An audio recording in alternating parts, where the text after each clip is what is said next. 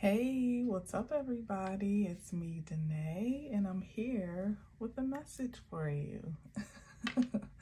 What's up, everybody? I hope you are doing well. I know it's been a little minute since I checked in. This holiday season, I've just been running rampant in a good way, in a very good way. And I'm sorry, but not sorry. I make no apologies about it. I've just been living in a way that has been long overdue. Just enjoying not just the season, but my time and my son and, so on and so forth. But here I am, and I hope that you had a wonderful Christmas if you celebrate, or Hanukkah or Kwanzaa, whatever it is that you were in celebration for or observance of this holiday season, even if it was just peace and love and prosperity. I pray that you got everything that you were hoping for. I myself got some new toys for Christmas, more or less. I got this wonderful stand that, if you saw my last video, was just a little janky, the setup that I had going on, because I was using my old filming setup in a new space and it just wasn't working out. I was all twisted up, the angle was twisted, it was weird. But I got a new stand. Thank you, Santa. And it is a little bit darker. It has a ring light, but it's a little bit darker than what I'm usually working with. So if you notice, the difference in the hue of the light here, just give me some time still to just get used to how this is working out. And also the fact that it's attached to the desk. So me shaking the table may also shake the camera, so forgive me for that. And I also got some new cards. These I actually didn't get for Christmas. I actually got them closer to my birthday, but because I haven't been here, I haven't really had much opportunity. I was waiting until closer to Christmas, and then I didn't really get a chance to do it before Christmas. But they are one of my favorite movies and cards, The Nightmare Before Christmas. And I was so excited to get these for this season. Of course, it's a Halloween and Christmas movie. For me, it's any year around because I love this movie so much, particularly the soundtrack, that if the spirit hits me, I'll watch it in the middle of July, honestly, or I'll YouTube the songs, which I absolutely love, the soundtrack. To give you a clue of how long I've been loving this movie. I've loved this movie since I could have a cassette tape of the soundtrack. Yes, you heard that right, a cassette. I didn't even realize the movie was that damn old, but I had a cassette of the soundtrack and I wore it out in season and off season. So anyway, the gift here is that to be in you is that I haven't even opened these. Well, I've shuffled them, of course, but I haven't used these cards yet. I just opened the box, so it's almost an unboxing experience together as well. But I'm just excited because I'm going to read the cards, of course, based on the traditional tarot, which they're modeled after, but also within the inflections of the movie, which I know pretty well. And I do have the book, as you can see nearby, that may give us some extra insight if I feel so called, to tap into it. So just a preview of what's, a little bit different today than what you're used to. We're going to use these cards and that's going to be it. And I guess without further ado, a couple more cuts, let's get to it, right? Yes.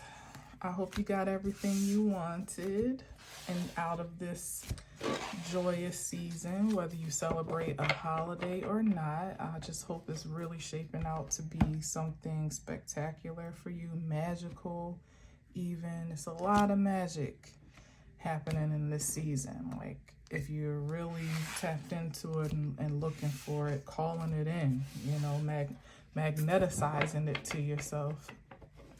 Actually, it's there for the taking. So I hope that you get everything that's coming to you and more. Shoot, I hope in the most positive way for all who it applies to.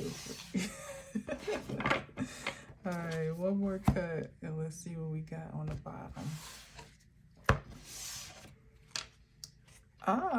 The King of Presents, which is the King of Pentacles, and it happens to be Santa. Well, this is Jack when he was actually, can we say, like, out of alignment to some degree. I mean, he was inspired to be Santa, if you know the movie, or if you don't, I'll try to be as general as possible.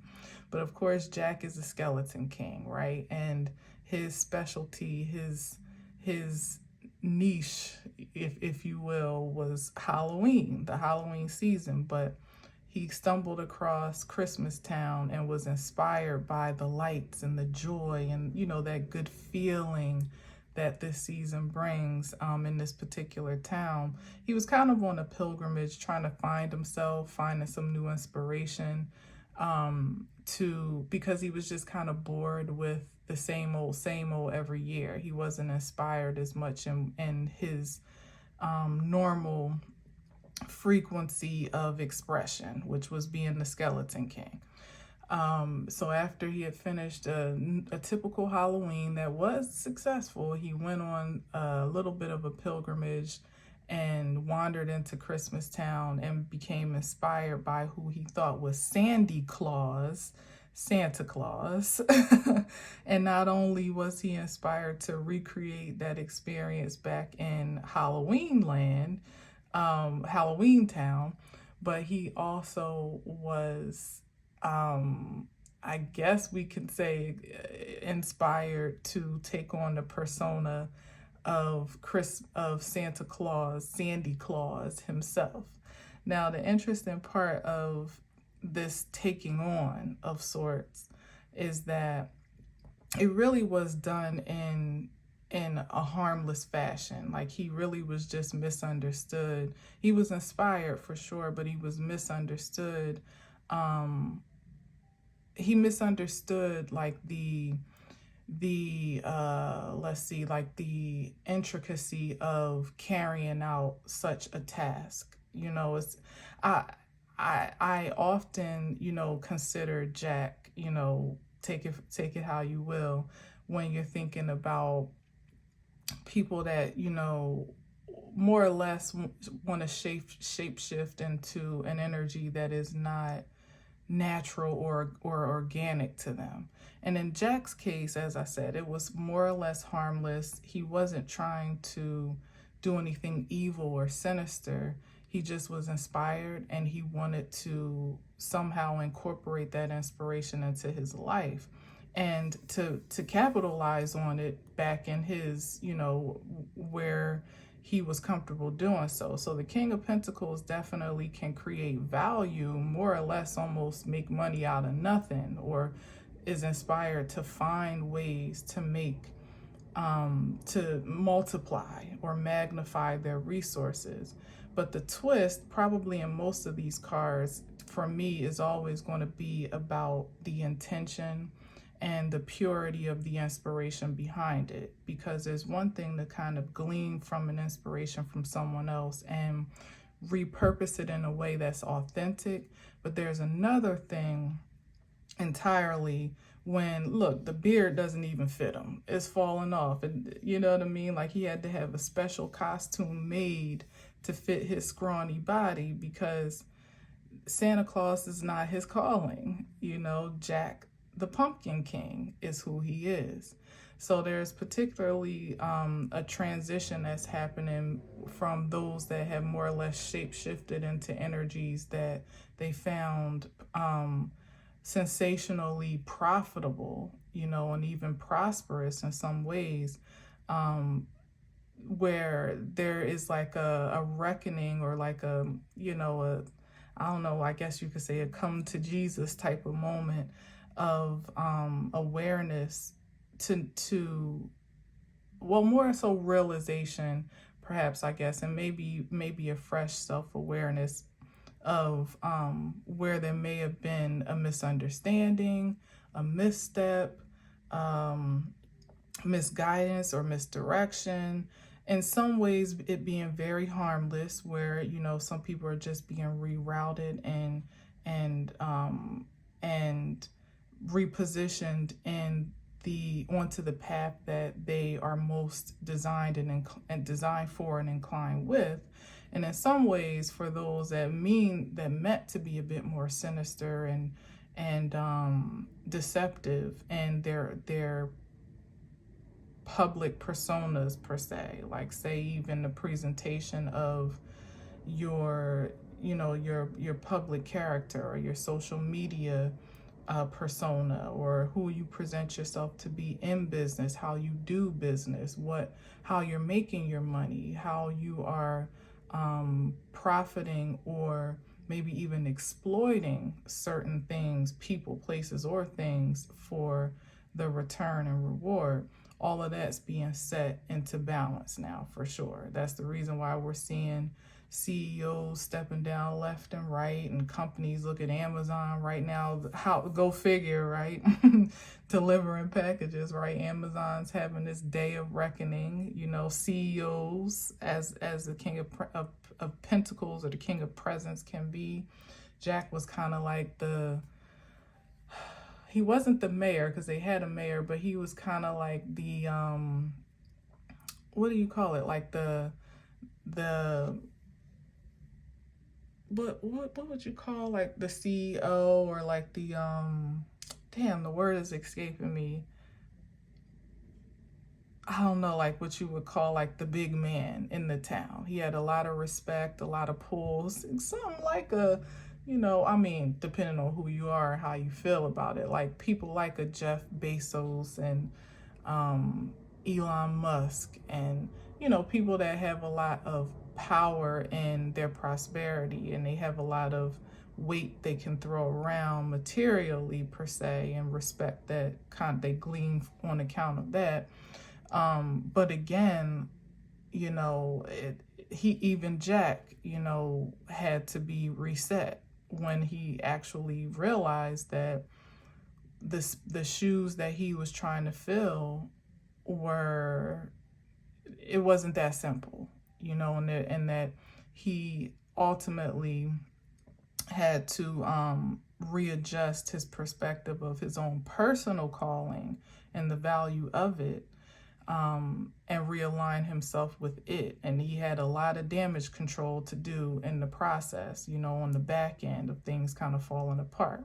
If you know, if you've seen the movie, how he had to go back and undo everything that he did, and go and rescue Santa, who was kidnapped by Oogie Boogie, like the villain of the town, because of his entanglement with Oogie Boogie's crew that he should have never been entangled with. So there's a lot of even energy there just off this one card. Like, it's very it resonates quite a bit with a lot that's been going on, where people found themselves entangled in webs. Literally, that was Oogie Boogie's signature, like bugs and spiders and webs.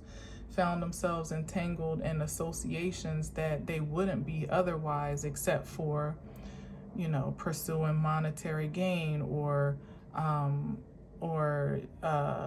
affluence of some shape or form, outside of their norm, right? So that's the King of Pentacles. I'm just going to turn him over. It's Jack. We could take him out, right? Let's see. And then we'll start shuffling. These cards are actually not, I don't know, we about to see, but they seem a little bit of a challenge to shuffle. They feel great on the hands. They're like thick card stock, but in terms of what I'm used to shuffling and them being new cards as well, we'll see how easeful that is. So let's see what else we got on Jack as the King of Presents.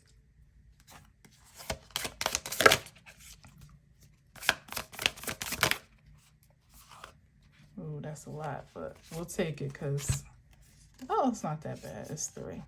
All right, so we got the Seven of Needles, which in this case are swords. Ooh, so that's some type of deception or, you know, backhanded intentions. The Ace of Presents, which is like the Ace of Pentacles. And then we have the Four of Needles, which is the Four of Swords. So the Four of Swords is like, hold on, I gotta kind of see where that is in my head. I know the Seven of Swords for sure. The Four of Swords, if the Five is conflict, the Four is, oh, that's like a rest, more or less rest and rejuvenation, but it can also be mental exhaustion. And then we got the Ace of Presents in the midst of that. So what is this saying here? And one thing that's significant, first of all, that's a lot of sword energy together. That's the 7 and the 4, which is an 11, which breaks down to a 2. So there's this moment of indecision that we may be talking about, or just like at a crossroads, more or less. So it's kind of signature to what I was saying, where people are finding, some people, and some in more intense confrontation, and others just in realization, are finding themselves in a position where they may be in a realization about their surroundings, about certain deceptions or misunderstandings at the very least. That's being generous. But Seven of Swords is like intentional deception, you know, that could be being uncovered, or it could be just being discovered, you know, for the first time, or for in a very clear way that is maybe putting some people kind of at ease, but not in the sense. It's weird because I said at ease, but that sounds kind of strange to say, and it just kind of flowed off my tongue. The at ease is it feels like double fold. It could literally just be at ease at the sheer confirmation of what has already more or less been known, because these are sword energies, these are thoughts and ideas, you know, beliefs even. So it could just be the sheer relief of feeling like things are clear, like even if some things have been deceptive or have been out of alignment, to at least know so, and there be no ambiguity about it. And with the and centered here with the Ace of Presents, which is like the Ace of Pentacles, that almost being a gift, you know, from the divine, where in one perspective you could see it as, you know, like, damn, this is what's been going on, or this is what's true, or this is what, you know, even let's take the Amazon situation. I was watching a clip on YouTube today of like a content creator that's been covering the front lines of some of the strike.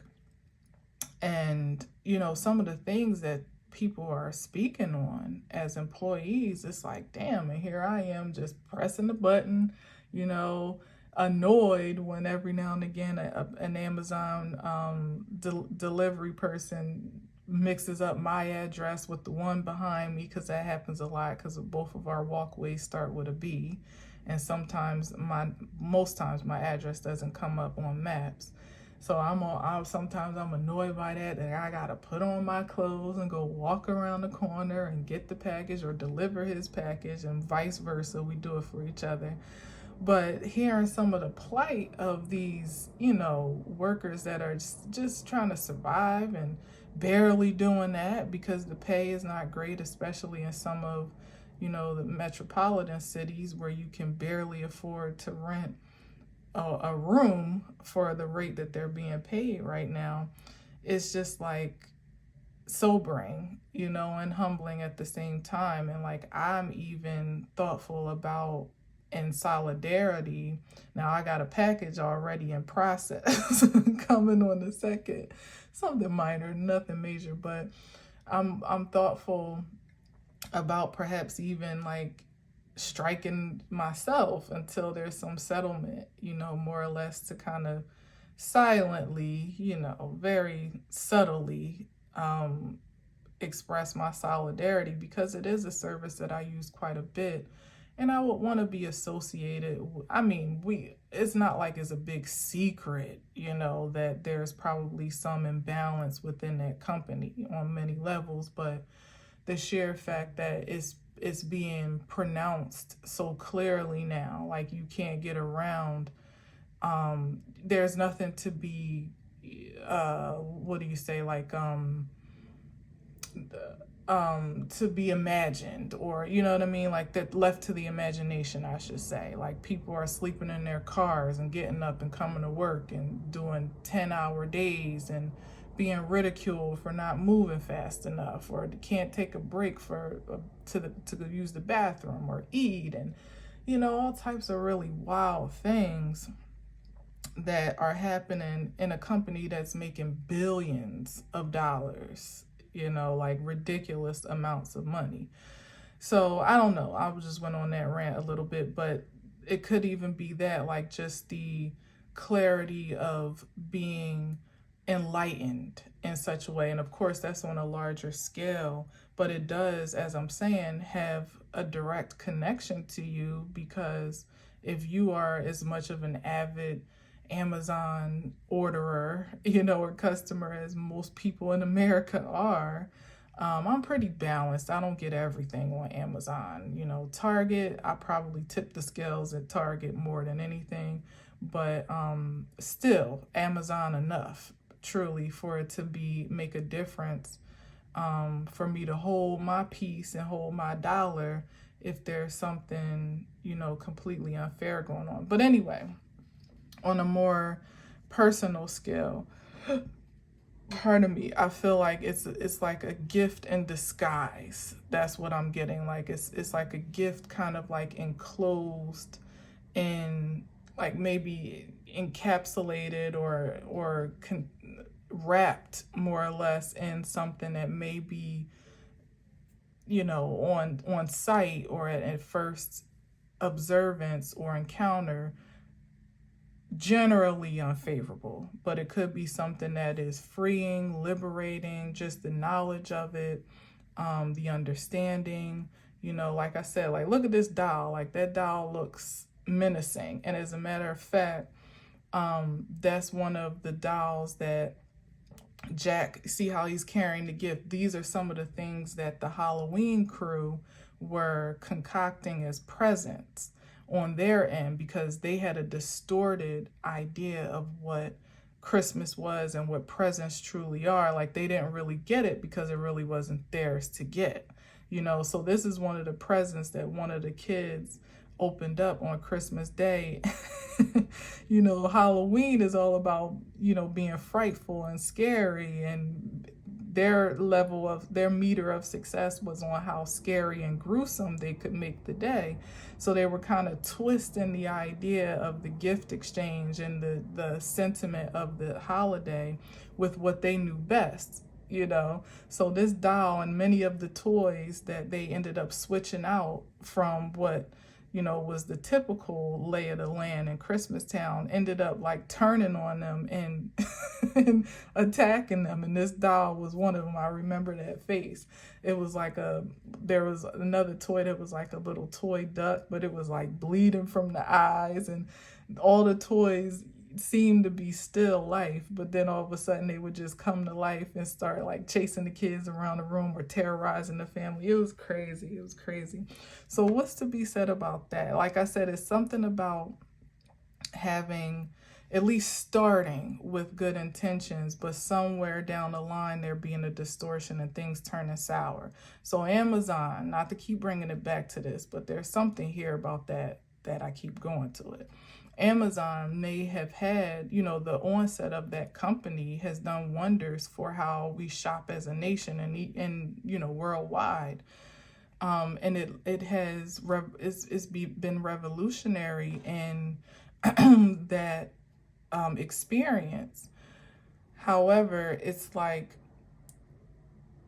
now becoming a distortion from being a service to being an exploitation, from the inside out, and in some ways on the outside in, because it's monopolizing hella markets. Now it's in the medical industry and things like that. Like every single market it touches, it has the girth to pretty much swallow it whole because of the convenience that it's able to afford.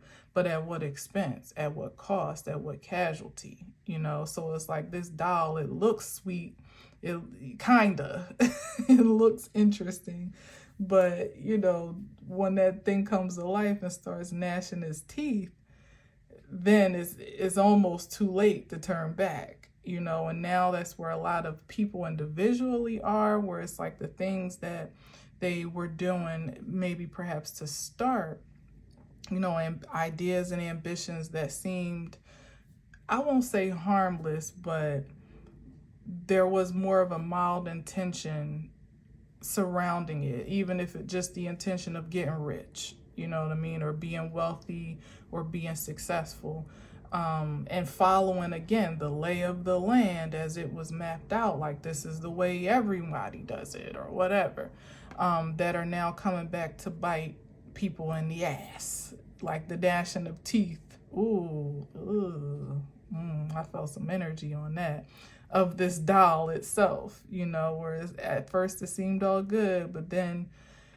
at a moment when it almost feels like it's too late, like a realization, an epiphany, you know, an aha moment, it's like, this is actually destructive. This is tearing me apart. This is unhealthy, or this is, you know, not sustainable, or this is not me, you know, or these people are not my people, or I'm surrounded by liars and manipulators. And then you even realizing like how there could have been a transformation, a distortion in people's energy just on account of their associations and their ambitions. So there's that. Let's see what's on the bottom. Oh, the sun. Wow, that's the look at how the lights are in his eyes. That is the illumination and the realization that I'm speaking of. That's it right there. The exposure even. So it works both ways, because it's like he's blinded by his own realization. In this case, he's blind. This is when he's in Christmas Town and he's seeing these Christmas lights and all the glitz and glamour for the first time. But there's a blinding realization that could be taking place that's almost too much to kind of take in optically, I'm sensing. But it's also something that you can't ignore, you know, you can't dismiss. Like, you have to confront it at this time. You know, you can't unsee it, let's say that. But at the same time, as I said, this is the Sun card, which is one of the most positive cards in the deck. So although it's wrapped in something that may be intense or maybe even unpleasant to some degree, it still is liberating. It still has the hopefulness of optimism, you know, because it's better to know than not to know. Like, if Jack had continued on throughout that first time he tried to take on Christmas, he might have came back and tried to do it again and ruined another year for another town, and even for himself, because the interesting part is his actions affected everyone in his town and in Christmas Town, because the people in Halloween Town, they didn't really want to do what he was putting them up to either, because it wasn't in their nature. They couldn't even really grasp the concept completely. They wanted to stick to what they were designed to do, you know. So, you know, take that as you will. But the sun here is definitely, again, that glimmer of hope and positivity and silver lining, that perhaps if this isn't some unfavorable or unsavory realization or revelation, is all for a good cause. All for a good cause. All right, let's see what else we got here. These are hard to shuffle, by the way, if you were wondering. Man. All right. Ooh. Oh, that looked like it is the devil, but it's not the devil card. This is the Knight of Needles. And if I'm honest, I don't even remember his face, this character in the movie. I saw that when I was shuffling earlier. Oh, the Lovers. And then the Six of Presents, which is like the Six of Pentacles. But yeah, I don't even remember that face. I'm sure he was there if he's in these cards, but that's weird to me that I don't even remember that character. But anyway, so we have the Knight of Needles, which is like the Knight of Swords. And then we have the, what I say, the Six of Presents, which is the Six of Pentacles. And the Six of Pentacles, oh, that's like something from the past, and that's why we have the Ghost. And then we got the Lovers here. I'm gonna move this so you can see Jack and Sally. Oh man. Let's see what we got here. Something about a choice and being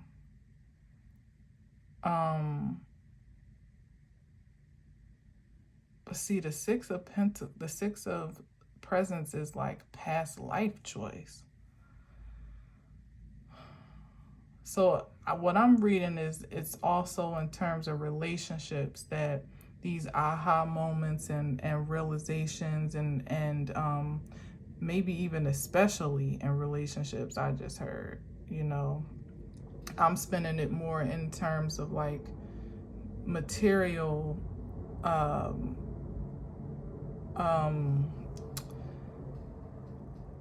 can I say, like concepts or ideas or whatever the case may be. But this is definitely given some type of like relational vibes, or just being conscious of not recreating poor choices. Because although this is not the devil, it's the Knight of Needles or the Knight of Swords. I mean, honestly speaking, for it to come up with this graphic is telling. You know, there's something about recycling perhaps poor choices, or recycling old ambitions and mentalities perhaps that could be detrimental. You know, it could be captivating in all the wrong ways. The Lovers card, of course, is that intention to choose the highest of yourself and for yourself at all times, you know, and always be intentional about elevating that process, you know, like that intention. But with the Knight of Needles here, kind of like moving in the opposite direction, quite honestly, almost moving in the past, toward a past frequency, and then to have it almost, I would say, confirmed here with the Six of Pentacles. Oh wait, hold on. Six of Pentacles. Six of Cups is past energy. Six of Pentacles is, hold on, because I got to figure out the cross reference here till I get used to these cards. Six of Pentacles is, shoot, I'm drawing a blank. Hold on. Six of Cups is past energy, past life energy. But I mean, there's a reason why I said that nonetheless. Six of Pentacles, oh, that's giving and receiving. Yes. Still applies though in the same frequency that I'm speaking of, because it's certainly about being extra intentional about who you choose to make exchanges with. This could even be Knight of Needles, or the Knights are usually the ones that are bringing some type of offer or making some type of proposition, or what's another way to say it, like a advance, you know, some type of advancement toward a thing, or you know what I mean. So this could even be someone coming in with an offer that appears to be more or less a balanced one, something that would be ideal, that would be in the way of a reciprocal, harmonious relational exchange, or just an exchange in general that would be equally beneficial. But again, there's no coincidence as to why this Knight of Needles is here, unless, as the devil. And let's not forget that we still are in the post shadow of Mercury retrograde. So although it's been a very peaceful Mercury retrograde for me, especially now in the post shadow, like it's pretty mild, I would say, but it is still prevalent. So there could be some little sneaky Seven of Swords energy offers that try to, like, you know, slide in at the last minute, presenting themselves to be something fair and even enticing to some degree, like someone presenting themselves to be available for intimacy, you know, or evolved in their intention and willingness to exchange in a partnership. And sideline, it could be someone that's still stuck in the past, you know, or they still haven't resolved some things of the past. There's a reason why I was seeing the Six of Cups first before I realized it's the Six of Pentacles, because that's probably the hidden energy, you know, the thing that, what it is that you remember of it to be in some ways, not for everyone and not in all cases, but with this devil energy here, you'll sense it in a way that is something that regresses you to an energy, an idea, a habit, a sensation, an emotion of yourself and within yourself that you have already released, you know, that's been long since released from your life, you know what I mean? Like that could look like hooking up, and it doesn't even have to just be one person. It could be hooking up with friends that inspire you in the wrong ways to reignite bad habits that you've already, you know, released yourself from, or putting yourself in positions that evoke thoughts about yourself or about life that you were pretty sure to have let go of a long time ago. Guilt, shame, depression, anxiety, insecurity, like things like that. Like it's a sneaky energy, and it look, with this doll, it doesn't even look like it's harmful at first, even though the signs are kind of there. Those teeth look pretty sharp for it to be a kid's toy, right? So it's something like that where it could be an opportunity right here at this threshold as we're heading into the new year, something that, confirmation, that pops up to look like something good, like the perfect opportunity, but there could be some hint about it that you'll sense internally and energetically is not quite what it seems or not quite what you're looking for. But of course, it'll be up to you with the Lover's card to make a strong choice, you know?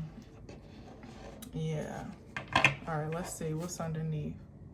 Ace of Candles, that's the choice right there. That's like the Ace of Wands. So it's about making a very powerful and empowered choice, being active in your response, not even just about your thoughtfulness about it, but there may even be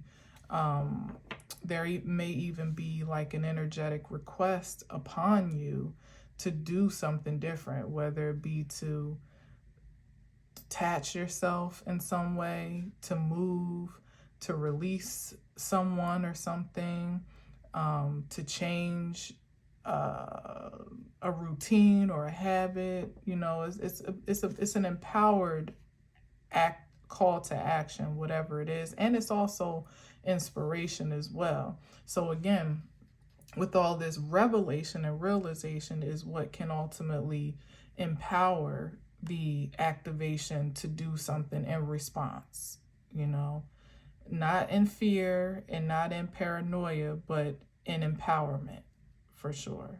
So that means if you realize that you've been, you know, dating casually or otherwise someone that just isn't quite You know, like something's a little bit off, but you've been trying not to be in your head too much, not trying to overthink it or not trying to be too sensitive.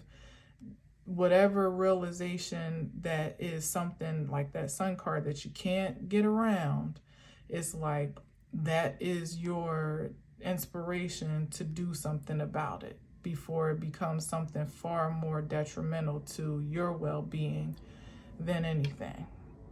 All right, so yeah, let's see what else we got. I wonder if these cards ever get easier, because this is rough. All right, let's see. Okay, so we got the 11, the 2, 11, the 2 of Cups, which is the 2 of Potions here. That's again about partnerships and commitments and being on one accord, on the same page, 2 people sharing the same sentiment, equally and balanced.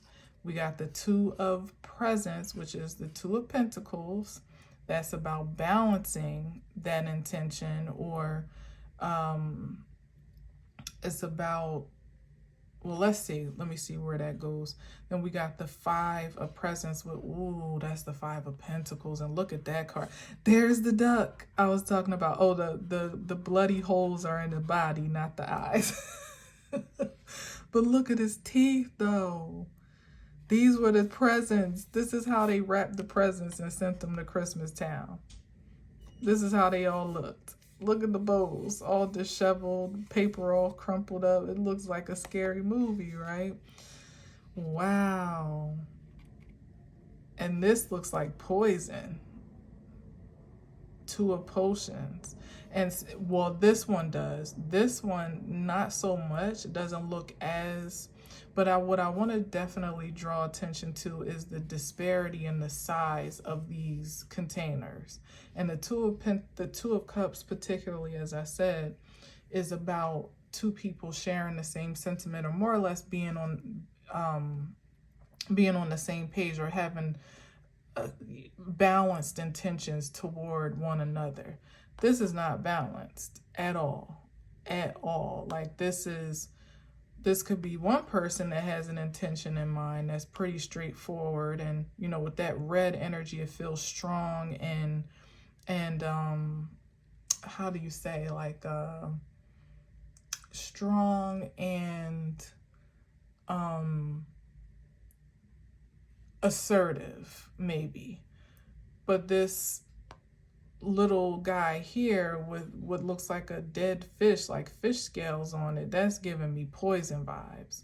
So like I was saying before, and then with the 5 of Pentacles here, the 5 of Presents, and the 2 of Presents, both of these, that's why I was waiting to see. And this is a Jack-in-the-Box, which means this could be a surprise element. So here is, again, about a warning. This feels like a warning about entangling yourselves or remaining entangled in relationships, associations, collaborations, practices,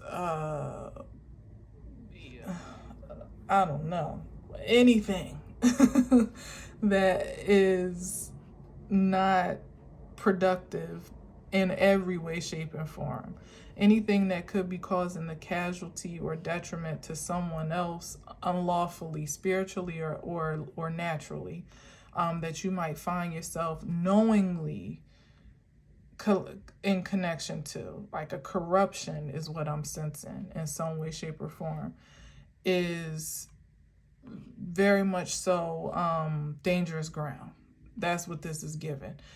I mean, like I said, the relationship that you are allowing to be imbalanced, knowing that there's some disparity that you're choosing to look away from or making concession for because you just really want to stay connected or whatever the case may be.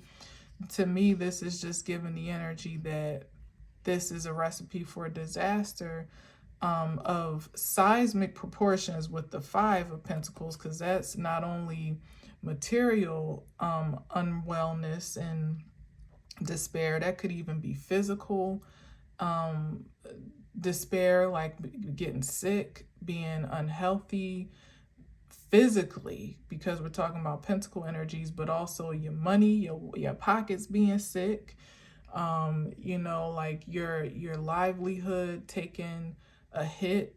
You know, the two of presence here, which is the two of pentacles, is like, in this case with the 5, is like grave imbalance, and the two of them together being the 7, that could look like you haven't invested in something for a long time.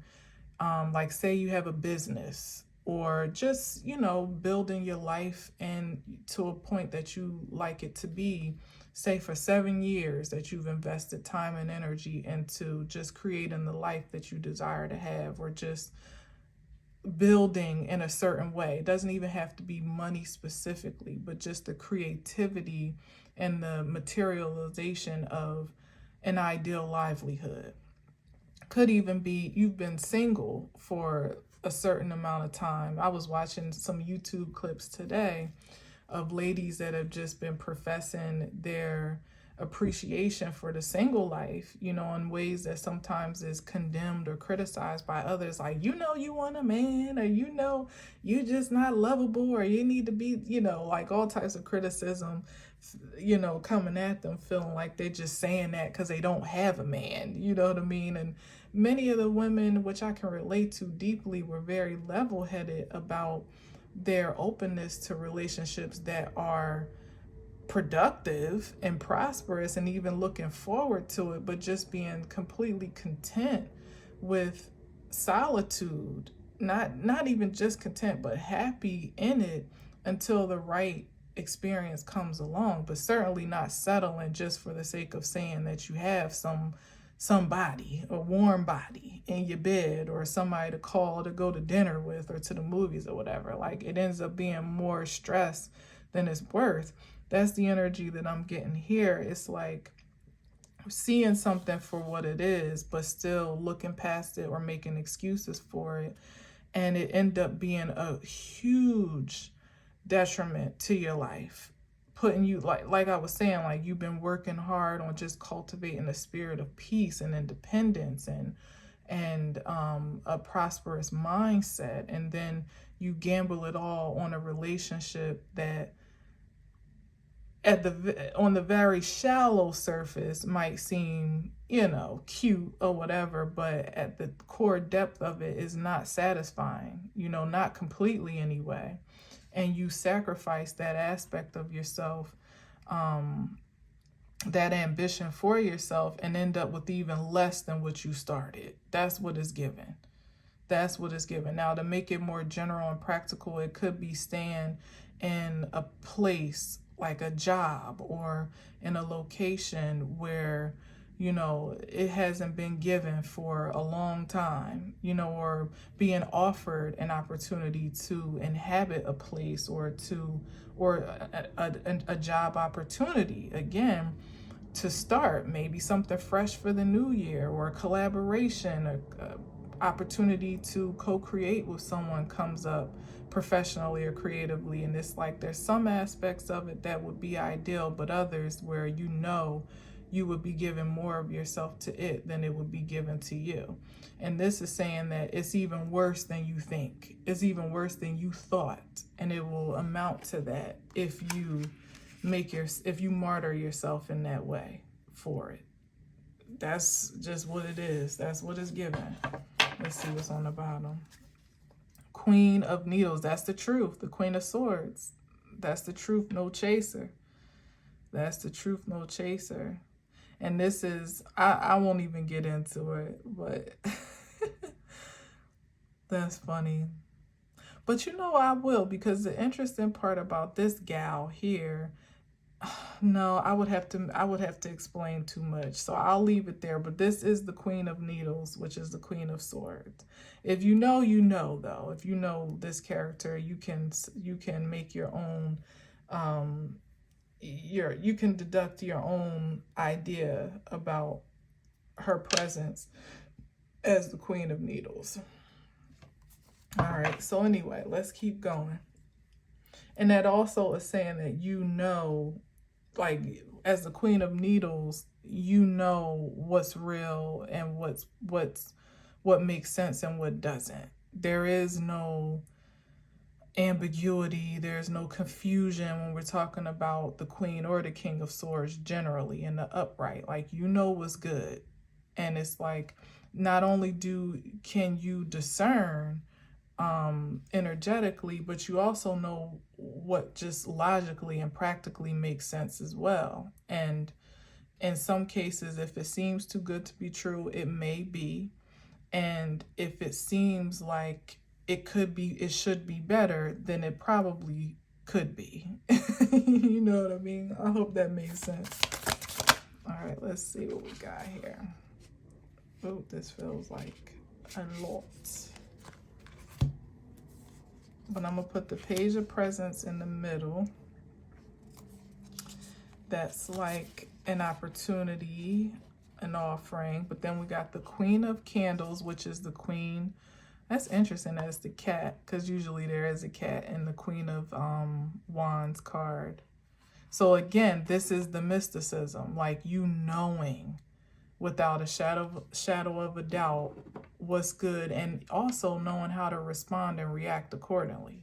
So there's no excuses in that regard. So we got the Queen of Candles. We got the Six of Candles, which is the Six of Wands as well. And that's some type of victory or success. And then we got the, ooh, that's coming in fast, the Eight of Candles or the Eight of Wands. Wow. So on account of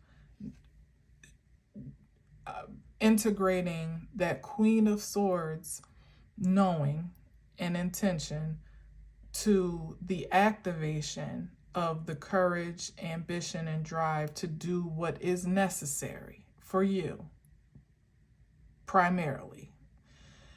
That's what leads to this victory, success, and achievement. In some way, shape, or form, or maybe just even continued success. But I'm getting there's some acceleration of new success here because we got the Eight of Candles. That's always something new and rapid coming forth. So it could even be an old business or an old ambition, as I was speaking before about you putting a lot of energy and time into growing something to, this is like this or that. Like, this is the thing that has all the potential in the world, even you as the Queen of Wands, to just blow up in a very magnificent way, like literally and figuratively, in the best possible way, to just advance and achieve and create at such a rapid pace that is almost, is mystical in itself. It's magical. As I was saying earlier, there's a lot of magic in this energy right now that is for the taking, but there are also, a lot of ways that energy can be siphoned. I would say by your own admission, if you're not careful, because everyone's admitting their own brand of magic right now, more or less, especially those that are in this frequency. But it can also easily be siphoned by you voluntarily giving it away to people, places, and things that are not in alignment for it, or you being out of your own personal alignment and anointing of doing the things that keep you or put you on the path to being most productive and prosperous. It's like the acceleration in the most mystical sense is here for the taking right here, just on account of, I would say, Page of Pentacles, Page of Presents is about investing in yourself. Maybe even conserving a great deal of what you may have been used to giving out, or in some ways what you felt obligated to give away or compelled to share, and really conserving that for yourself in a highly with great intention, not just to hoard or be selfish, like, F the world and, it's all about me, and not in a way that is unproductive. And you know what I mean by that. But really just serving self first and being okay with that.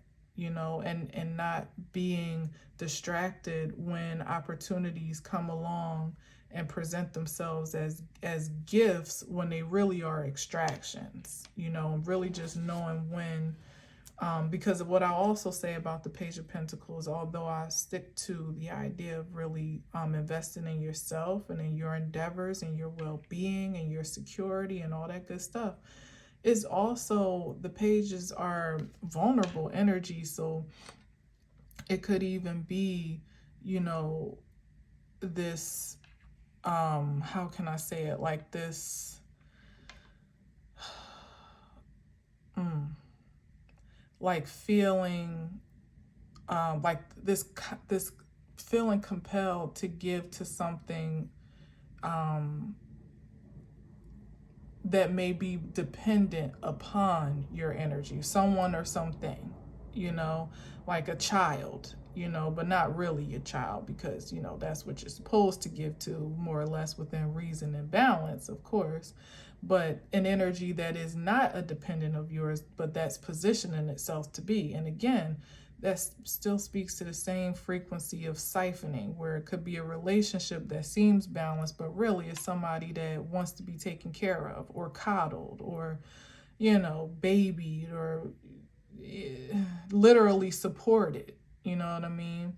Or like I said, a collaboration that seems cool on the surface, but you're going to be giving more of your time and energy and creativity than you're going to be exchanging fairly. You know, so it's like in this next season, there may be a call for just like extreme selectivity and collaborations and co-creations. And that could be in a romantic sense, that could be in a professional sense, that could be in a platonic sense, in every way, shape, and form that you can take inventory of what's already existing, and of course what may present itself new, you know, or as something, as a new experience or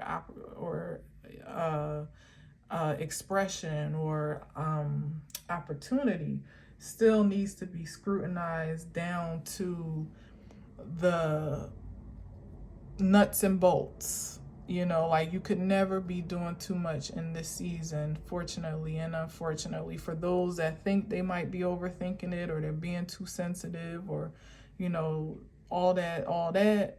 If it even compels you to think a little bit more about it, then there's a reason for that. And it shouldn't be taken lightly, because this is what the promise is for those that are on track, again, in their own lane, in their own anointing, in their own field, you know, in their own practice, in their own talents and gifts, because that's also Pentacle energy, using their time wisely, all of that good stuff, not siphoning it or giving it away to things that don't deserve it. And, you know, this is what is available for those, like an accelerated combustion of success here.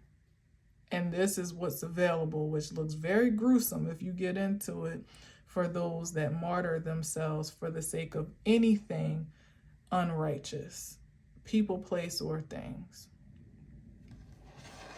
So let's see. We got the Queen of Potions, the Queen of Cups. It's funny that that's the Queen of Potions. That's like one of the swamp creatures or whatever. That's weird. But I guess all the cards are going to be weird like that.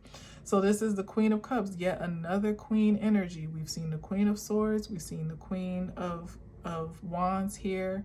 Now we got the Queen of Cups. And I feel like that speaks to the balance of sensitivity to self. You know, taking care, loving on self first and foremost, and then considering what can reasonably be shared of that energy. Let's see what's on the bottom and then we out. The Five of... Oh, hold on.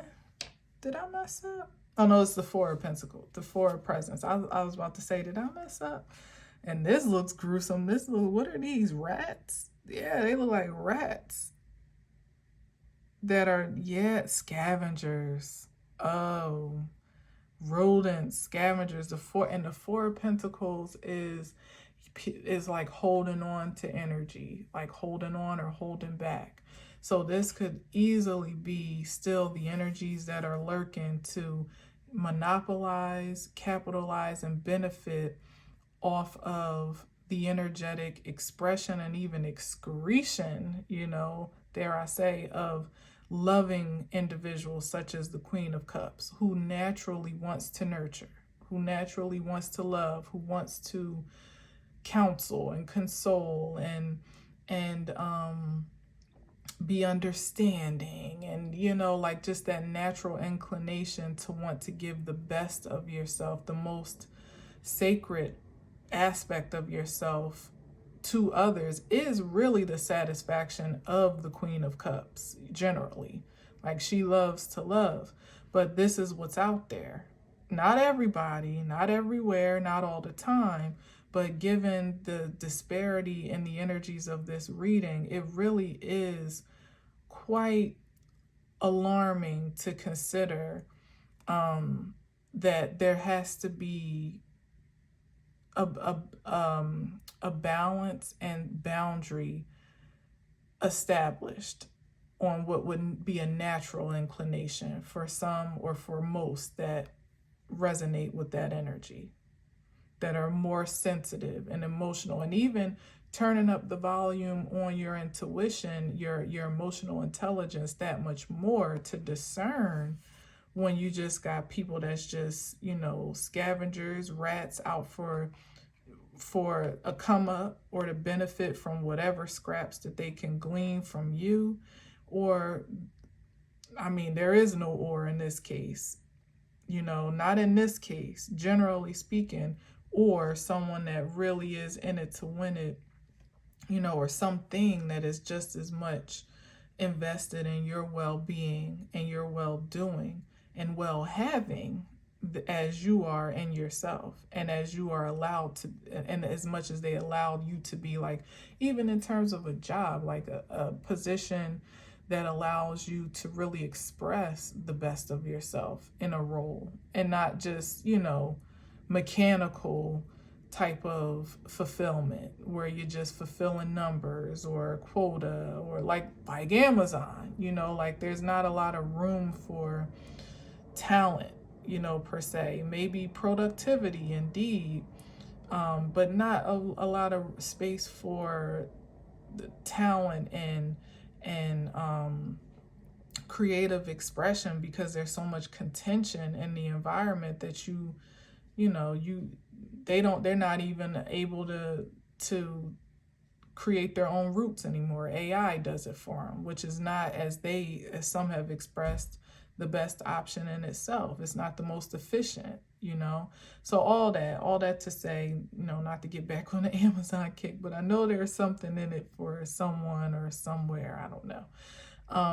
But to really recognize real, you know what I mean, like on site, and certainly just to recognize what is fake and phony, even within your own self, like what's out of balance or out of alignment, like, nah, this ain't really me, you know, this ain't hitting, or it's not satisfying, it's not sensational, it's not inspiring, whatever, like it doesn't light my flame, whatever it is, people, place, or thing, internally or externally. It's about being extremely sensitive to your own sensationalism at this time, because the rats are always going to be on the prowl. You know, that's just that they're going to always do what they do until they can't do it no more, until, you know, there's no more cheese left about for them to scavenge on.